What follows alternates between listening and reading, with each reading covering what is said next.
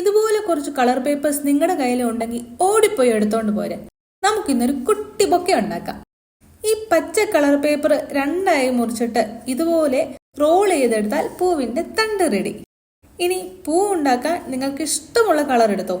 ഞാൻ പർപ്പിൾ കളറാണ് ഉദ്ദേശിച്ചേ, പക്ഷെ എന്റെ കയ്യിൽ പർപ്പിൾ ഇല്ലായിരുന്നു, പിങ്കേ ഉണ്ടായിരുന്നുള്ളൂ. പിങ്കെങ്കിൽ പിങ്ക് വെച്ച് പൂ ഉണ്ടാക്കാം. ഇന്ന് ഇതുപോലെ കുഞ്ഞു പീസാക്കി മടക്കിയിട്ട് അറ്റം ഒന്ന് ചെറുപറാന്ന് കട്ട് ചെയ്ത് കൊടുക്കണം.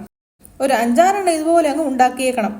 ഇനി ഇതിനെ തണ്ടേ പിടിപ്പിക്കാൻ ഇതിന്റെ അറ്റത്ത് കുറച്ച് ഗ്ലൂ ഒട്ടിക്കണം. എന്നിട്ട് ഇതുപോലെ ചുറ്റിക്കൊടുക്കണം. അങ്ങനെ നമ്മുടെ പൂക്കളും റെഡി. ഇനി ഇതേ കുറച്ച് ഇലകളും കൂടി പിടിപ്പിക്കാൻ ഇതുപോലെ കട്ട് ചെയ്ത് തണ്ടിലൊട്ടിച്ചു കൊടുത്താൽ മതി. ഇനി ഇതിനെ ബൊക്കെ ആക്കാനുള്ള തത്രപ്പാടാണ് നിങ്ങൾ ഈ കാണുന്നത്.